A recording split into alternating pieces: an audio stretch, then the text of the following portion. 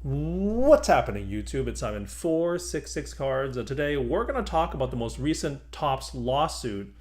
But more importantly, we're going to talk about what Topps, and by extension Fanatics, is trying to accomplish by moving forward with this lawsuit. So here we go. I am on the Sports Collectors Daily website because they have a good article about this. Paul Lesko on Twitter also has a good breakdown, but I am going to use the Sports Collectors Daily article because it's just a little bit easier to navigate and explain to you guys in the way that it's formatted. But that's not to say I won't be talking about Paul Lesko in the future. I have a video coming in the next, I'm going to say, week or two that will refer to Paul Lesko. So that's a bit of a teaser for you in the coming week or two. So back to this. If you're unaware, this revolves around a person somehow getting a bunch of 2023 Bowman Superfractors that were supposed to be destroyed because the 1 of 1 was printed on the wrong side of the card. And so that's what Topps is doing. They're suing this person who got access to these cards and started selling them on eBay. And you can see here, they're suing for conversion under the Theft Liability Act, whatever that is, right? I'm sure this is all in the up and up. I am by no means Paul Lesko or a lawyer, so we will just skip over those type of technicalities.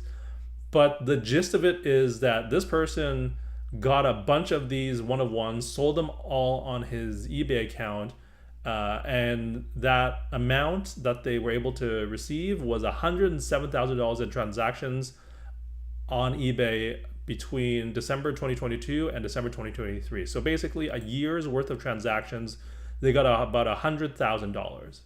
And Topps is asking for damages and attorney fees for $250K to $1 million. In the grand scheme of things, 250 grand, $1 million to Topps and Fanatics means nothing. It will not affect their financials in any way, shape, or form. But what Topps is trying to do with this lawsuit, in my opinion, is that to send the signal that we're not just going to let all the bad actors in the hobby go unscathed if they do something to us, right? And I think what Topps and Fanatics are noticing is that as the value has increased in the hobby, as the money has increased in the hobby, there are more and more bad actors. There's a lot more scams and like a bunch of other just shady behavior that's going on. Countless videos about those type of things. And this lawsuit is sending a signal to the hobby, to everybody who engages in this type of behavior, whether it's like explicitly theft in this case of what is being alleged, or some more, I would say, like gray areas of behavior, to just put in their minds, we will come after you. Because though $250,000 or $1 million doesn't mean anything to us as Topps and Fanatics, the company, I don't know about you guys, but if I got sued by a conglomerate for $250K to $1 million, I don't know that I'd be able to pay that. And I'd be shaking my boots and I'd be losing a lot of sleep at night, just having to think about going bankrupt, personal bankruptcy.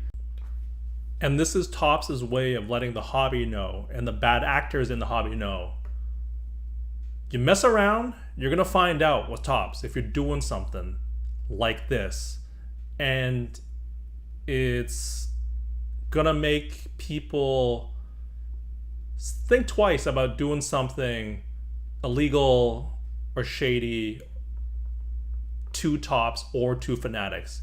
Like, this clearly sets the precedent as to how Topps will respond if you try to screw them, basically. Now, whether or not they'll extend this type of litigant behavior to other things that are more of a gray area, it's unclear, but they're clearly putting a precedent that if you do something to us, we'll try to do something to you, so don't even try. Mess around and you find out. And that's the message that Topps and Fanatics are sending to everybody in the hobby, basically, with this. Now, obviously, if you're like me or 99% of the people in the hobby and you are not doing things illegally, this doesn't really affect you. But it's for that 1% of, bad actors, shady behavior people, whatever it is. This will make them think twice. And I think that is Topps and Fanatics' goal. Let me know your thoughts and comments, whether or not you agree with the signal the Topps is sending to the people in the hobby with this lawsuit. Thank you as always for listening and watching. I'll talk to you all soon. Cheers.